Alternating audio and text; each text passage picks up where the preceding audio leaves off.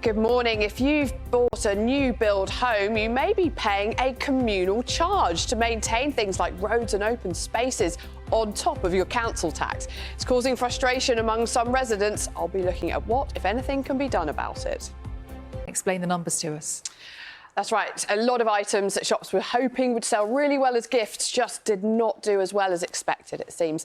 Good morning. Christmas just didn't bring in the boost in sales many retailers were hoping for. It's according to new figures from the British Retail Consortium. Now, retail sales across the UK, they did increase in December compared to last year, but at a much slower rate than expected. They only rose by just 1.2%, almost a third of the rate seen the previous year. And December was the fourth consecutive month of slowing growth. So consumers were spending a bit more money than last year, but just not at the usual pre-Christmas levels. Now, we did see this, a spike in purchases after Boxing Day in the January sales, which shows that some customers, well, they were holding out for discounts after Christmas instead of buying full-price items for gifts on the big day. Now, overall, these figures, well, they aren't too promising, of course, for the government's plan to grow the economy. Sally and John. Emma, thank you. It's interesting. I can explain more. Hi, Emma. Why they needed it all, you might ask. Yeah. Let me just tell you what's going on with people here. Good morning. Lots of people living in flats and apartments have to pay fees known as service charges or communal charges. You might have heard of those before. But now a growing number of people in newly built houses are having to pay something similar.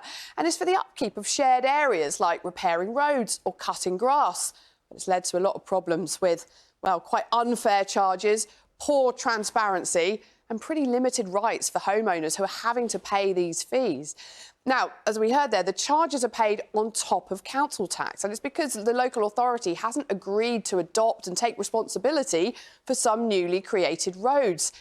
And these charges are becoming a lot more common. A report from the Competition and Markets Authority found around 40% of all new estates built in England, Scotland and Wales within the last 5 years, they have these charges.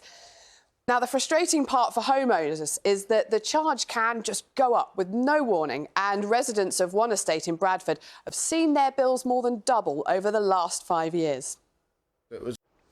Now, the management company of that estate told the BBC that they are trying to keep costs competitive and affordable and make sure that residents knew what they were paying for.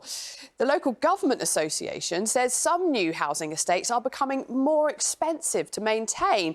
And because budgets are already tight, councils can't afford to take them on. Now, home builders have been required to include more complex, nature-friendly areas in new estates like wildflower meadows or ponds, for example. The Home Builders Federation, we've heard from them too. Well, they say it's their job to build, not to think about maintaining, and so something needs to change to reduce these charges. Well, the government is trying to do something about this. They're running 2 consultations to give homeowners with communal charges more protection and to try and reduce the reliance on these kind of private estate management and to get more taken on by local councils. Now, the government did tell us that homeowners living on these estates deserve a fair deal, that they're acting to try to ensure their money is well spent. Sally and John, very frustrating for some people getting new houses. And I wonder, is it because there's more and more landscaping around those developments, there's more and more costs? Exactly, and that's what home builders are saying. They want to make these places nice, work with nature, but it makes them more difficult to maintain. Emma, we have a question for you.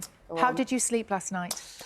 Sally, I would love to tell you I had 9 hours uninterrupted, but I would be lying. Yeah, that's OK. You don't have to lie. Yeah, I mean, look, pregnancy affects your sleep.